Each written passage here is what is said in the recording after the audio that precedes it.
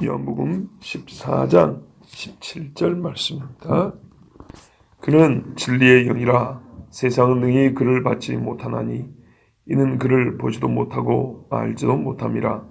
그러나 너희는 그를 아나니 그는 너희와 함께 거하시며 또 너희 속에 계시겠습니다. 아멘. 성경에서 진리는 딱 두 가지를 가리키는 데 있습니다. 하나는 성육신하신 예수님을 가리킬 때 나는 길이요 진리요 할 때 이렇게 진리라고, 또 하나는 하나님의 기록된 말씀을 언급할 때 진리라 그럽니다. 요한복음 17장 17절에 보면 하나님의 말씀, 주의 말씀은 진리니이다. 아버지의 말씀은 진리니이다. 이렇게 되어 있습니다.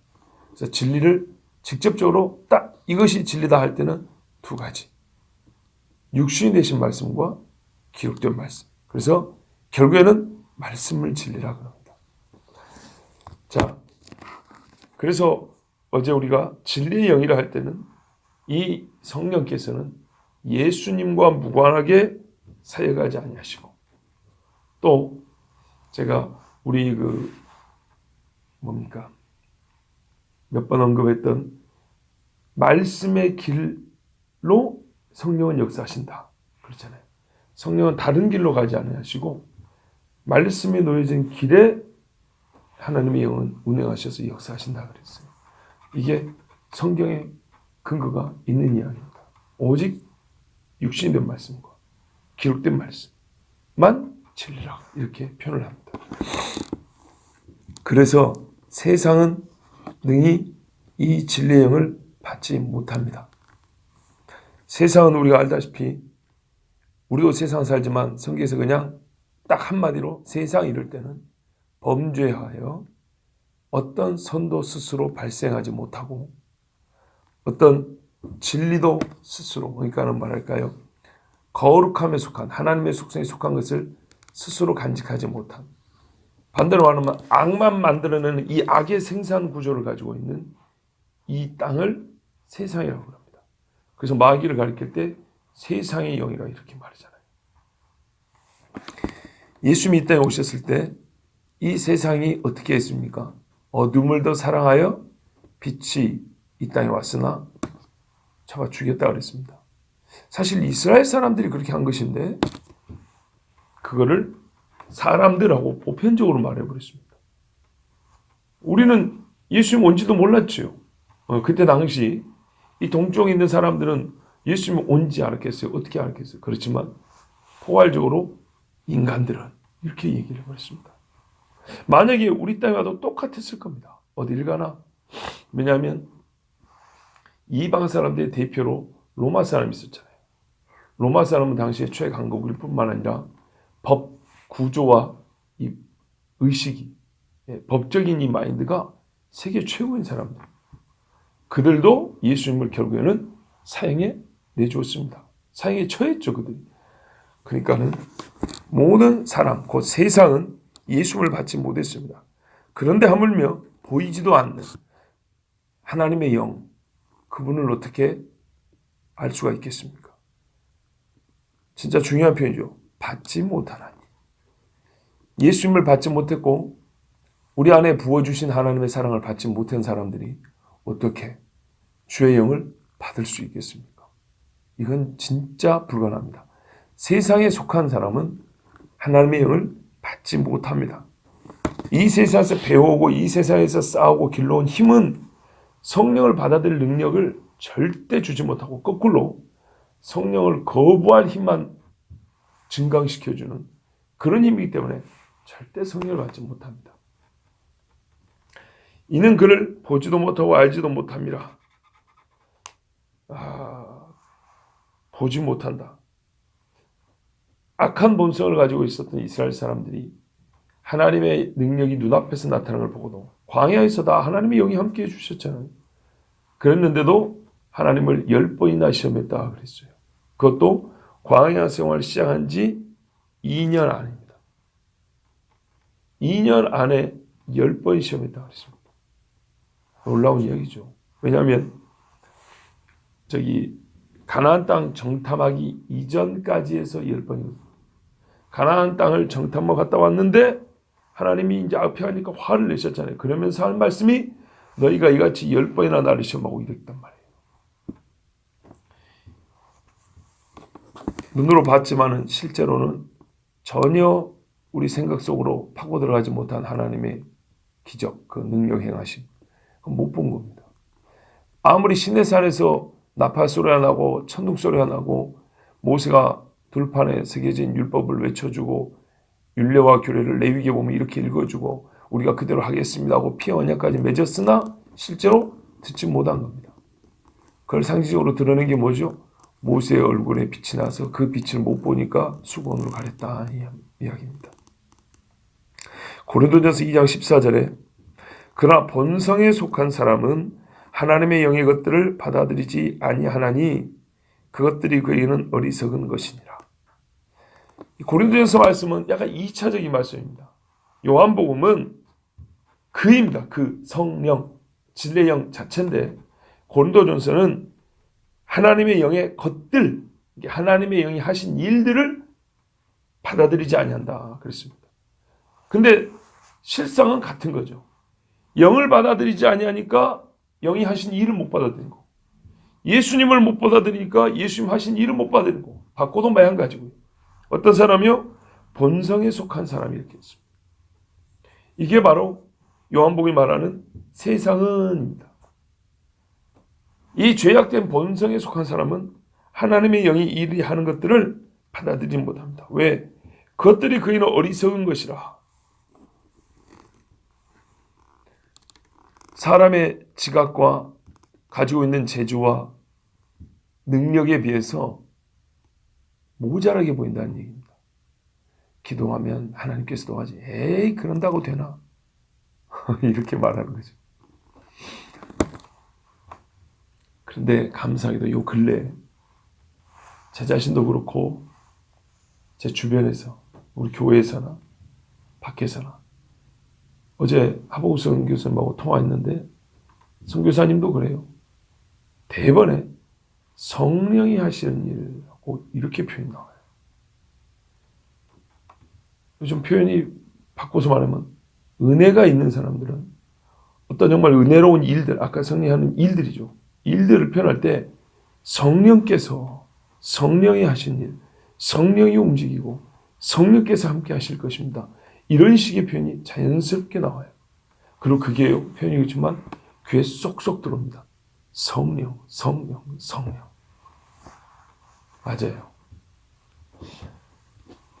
성령께서 임재하시고 역사하길 바라지만 우리 입으로 성령을 고백하지 않을 때가 많아요. 기도 시간 외에. 근데 여러분 이게 필요하죠. 우리가 그렇지 않습니까? 예수를 믿고란 말이죠. 설교에도 예수가 나오고 기도에도 예수가 나오고 생활할 때도 예수가 나옵니다. 믿음의 사람 대화할 때도 마찬가지예요. 성령을 믿고 성령을 사모하면 당연히 성령, 성령, 성령, 진리의 영, 하나님의 영이 자연스럽게 나옵니다. 그리고 고백이 됩니다. 간증이 나오고.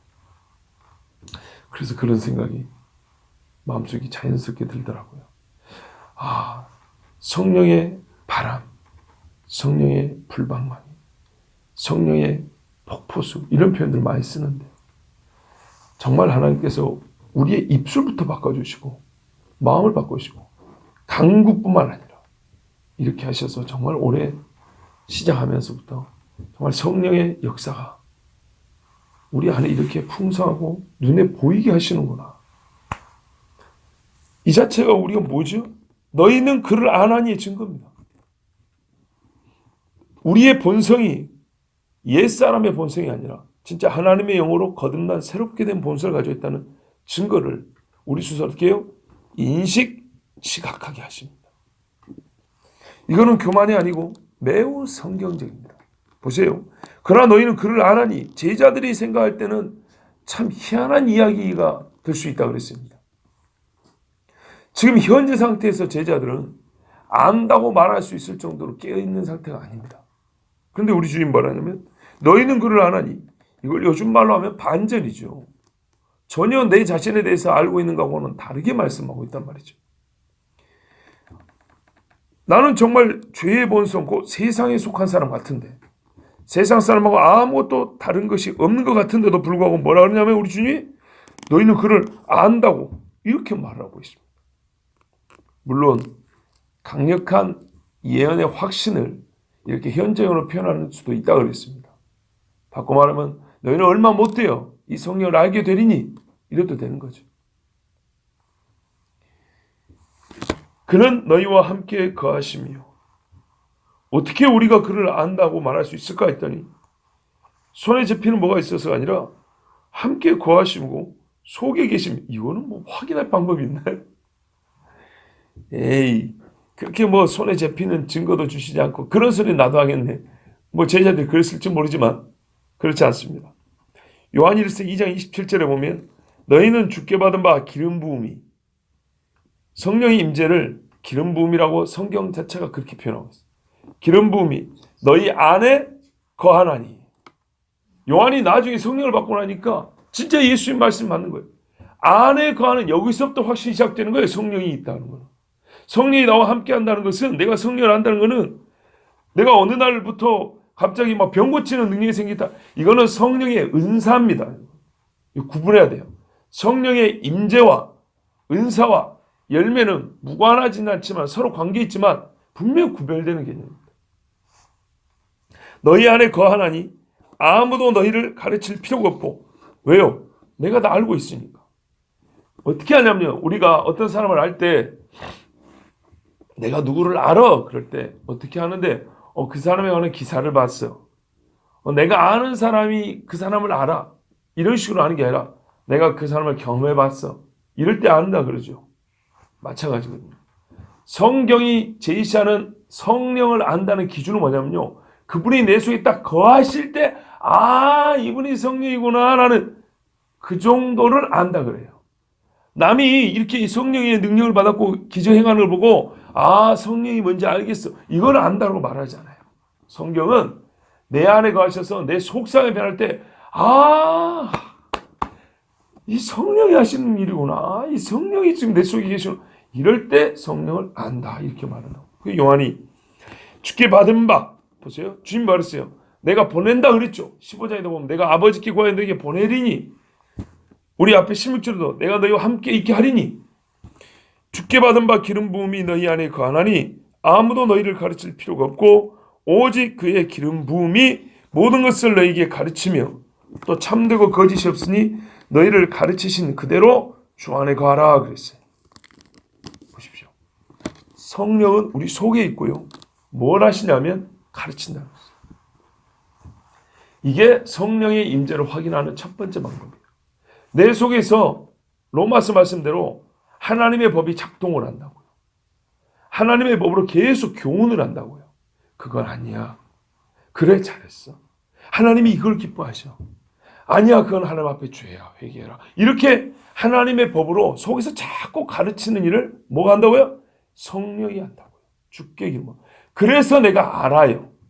그래서 내가 다른 데서 들을 필요가 없다 그 말이에요. 성령이 하나님의 말씀으로 내 속에서 교사되어 자꾸 가르치시니 내가 이외에 어디서 하나님의 말씀을 쓸데기 없이 여기저기 다니며 듣겠냐 그 말입니다. 그리고 우리가 그 가르침대로 행하면 이를 두고 성경은 또 주 안에 거한다 그럽니다. 뒤에 가면 15장에 너희가 내 안에 있고 내가 너희 안에 있으면 열매를 많이 맺으리니 했는데 그렇구나. 그러니까 성령이 속에서 가르치는 대로 행하면 주 안에 거한다고 한다. 이 말이고 열매를 맺는 방법이구나. 이 말씀이 영혼의 열매. 이렇게 되는 거죠. 우리는 이리하여 나 자신이 성령을 아는 자임, 성령을 받은 자임을, 또 거기다가 주님과 동행하는 자임을 스스로 확신하게 된다 그랬습니다. 예전에 요한일서 강의할 때 참 이걸 많이 강조했고 그 이후에도 자꾸 강조하고 있죠. 이거는 교만이 아니고요. 이 지식이 없으면 구원을 못 받는 게 아닙니다. 요한일서 5장 19절 20절에도 또 아는 것은 우리가 반드시 알아야 되는 것.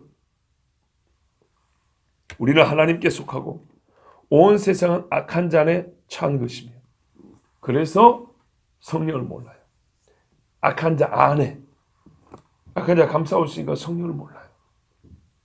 또 아는 것은 하나님의 아들이 이르러 우리에게 지각을 주사 우리로 참된 자를 알게 하신 것과 또한 우리가 참된 자 곧 그의 아들 예수 그리스도 안에 있는 것이니 그는 참 하나님이시요 영생이시라 그랬어요. 확실하죠. 우리가 아는 바가 있는데 지각을 주어서 참된 자를 알게 했다 그랬어요. 누군지 성령으로 아니고서는 예수를 주라 신할 수가 없는데 우리에게 지각을 주는, 그럼 누가 지각을 주죠? 우리 속에 이 지각을 깨우는 분이 누구죠? 성령이 하시는 거예요. 그래서 예수 그리스도 안에 있다는 걸 알게 한다 그랬어요. 아까 요한일서 2장에도 우리가 주 안에 거한다 그랬죠. 그러니까 같은 이 공통점에서 확인할 수 있는 것은 성령이 우리 안에 있어서 가르치시는데 참된 자 곧 예수를 알게 이렇게 가르치신다는 거고, 이제 요한복음 뒤에도 읽어보면 예수님이 하신 말씀이 성령이면 그가 내 것을 가지고 너에게 가르치시겠습니다. 이렇게 말씀을 했습니다. 그러니 세상 사람들이 이 말씀을 들을 리도 없고 이것을 정말 참 지식으로 받아들일 리도 없는 것이죠. 그러나 우리는 언제나 안다고 시인해야 하는 지식이 바로 이것입니다. 감히 자랑은 아니어도 고백하고 증거할 수 있는 지식이 바로 이것입니다. 내 안에 주의 영이 거하신다. 그래서 내가 예수 그리스도를 알고 믿는 자다. 주의 말씀은 이러하다라고 분명히 말할 수 있어야 합니다. 자, 얼마나 감사합니까? 아까 제 제자들도 참 놀랄 만한 소식이라고 했는데 어제 같은 경우는 그 선지자들이 봤던 하나님의 신을 내가 받는단 말인가. 지금은 우리가 지금 세상 사람과 솔직히 별반 다를 바가 없는데 그 영이 나에게 지금 이 상태에 지금 임하신단 말인가. 후자를 보면 우리가 여기서 정말 하나님께 감사하지 않을 수 없습니다. 우리가 예수를 믿고 좀 뭐랄까요, 보기에 따르다지만 세상과 엄청나게 다릅니다. 이 새벽에 교회 온다는 자체가 세상 사람들한테는요 이해가 안 되는 이야기입니다. 11조 미쳤다 그럽니다. 이게 정상이냐 미쳤다를 가르는 기준이 예수 믿는 겁니다. 예수 믿는. 그런데 또 어떻게 보면 하나도 다를 것 없습니다. 삶의 목표가 별로 다를 바가 없는 사람도 많고 육신이 정욕대로 따라가는 것도 솔직히 약간 더하냐 도찐 개찐이지 그 소욕 자체가 없어졌냐? 그것도 아닙니다. 그러니까 이렇게 보면 하나 다를 것이 없는데 그럼에도 불구하고 성령이 너희 안에 거하신다. 너희와 영원히 함께한다. 이건 얼마나 감사한 일입니까? 내가 달라서 성령을 찾은 게 아니라 성령이 나에게 임하셔서 나를 바꾸어 주신다는 겁니다. 야, 사람이 군대 가면 달라진다 그러죠. 근데 그거보다 훨씬 결혼하면 어른 된다 그러고 비교할 수 없게 정말 새 사람이 되는 것은 성령이 함께 하실 때입니다. 그러면 인생의 목적과 삶의 의미를 찾는 데가 완전히 변화되고 달라집니다. 얼마나 감사합니까? 우리가 서로가 서로에게 당신 안에 성령이 거하시고 우리 교회에 성령이 역사하시고 이것을 고백할 수 있고 이것이 부끄럽지 아니하고 우리 양심이 하는 건데 야, 이렇게 되었을 때 과연 나 같은 사람을 통하여 나 같은 사람의 성령이 임하여 예수를 믿게 하시고 또 성령이 함께해서 일으켰는지는 열매를 맺는다고 그러잖아요. 성령의 역사가 사도들 통하여 막 수많은 사람을 구원하고 능력이 나타나는 것처럼 그런 일을 우리에게 행해 주신다는 것 참으로 감사합니다. 그 중에 제일은 뭡니까? 믿음 소망 사람 중에 제일은 사랑이라고 하는 것처럼 성령이 역사하시는 것 중에 제일은 영원히 주님 앞에 나오는 겁니다. 이것을 보면 단순히 육체가 한 사람 더 있고 덜 있고가 문제가 아니라 정말 심령의 고백이 예수는 그리스도로 고백하는 이 고백이 없었던 사람이 있게 하고 약했던 사람이 강하게 하고 내 삶에 육신을 쫓고 살다가 맨날 넘어지고 자빠지고 와서 주님 이렇게 했던 사람이 기뻐서 와서 주여 감사합니다. 마치 그 12제자가 2명씩 갔다 돌아온 것처럼 제가 정말 저 같은 사람이 무엇인데 하나님이 이런 일을 하게 해주셨습니다. 주님 영광을 받으시옵소서. 이렇게 고백할 수 있다는 것은 정말 감사하고 감사합니다. 아까도 말씀드린 대로 요사이 제 입에서도 그렇고 주변의 믿음의 사람들 입에서도 그렇고 하나님의 영, 성령이 자주 고백되어지고 성령의 역사를 보고 있다는 증언이 나오고 있습니다. 이것은 진짜로 하나님께서 주의 영으로 우리를 동행하시고 우리를 사용하셔서 영광 받으신 일을 행하고 있다는 증거입니다. 우리는 지금 주님 다시 오심과 그 때에 가까운 시대를 살고 있는 교회의 사명을 끊임없이 듣고 있고 또 그렇게 살아가고 있는 중이고 한편으로는 훈련하고 있는 중입니다. 성경에서는 바로 그때 어느 때보다도 어느 시대보다도 주의 영을 부어주신다 그렇게 하셨습니다. 부어주신다는 말은 우리가 감당할 수 없을 정도로 차고 넘치게 해주신다는 얘기인데 그것이 바로 전 세계 앞으로 있을 큰 부흥의 시대를 아마 길지는 않을 겁니다. 때가 된 거로 길지는 않은데 성경이 약속하신 대로 그때를 바라보는 교회로 우리를 하나님께서 준비시키고 또 그때 주께서 명하시는 바 어느 사명을 어떤 분명히 일부분을 감당하는 사명을 우리로 감당해 하시려고 하나님께서 지금부터 우리 이렇게 말 그대로 시작하고 준비하는 것으로 저는 그렇게 여기고 있습니다.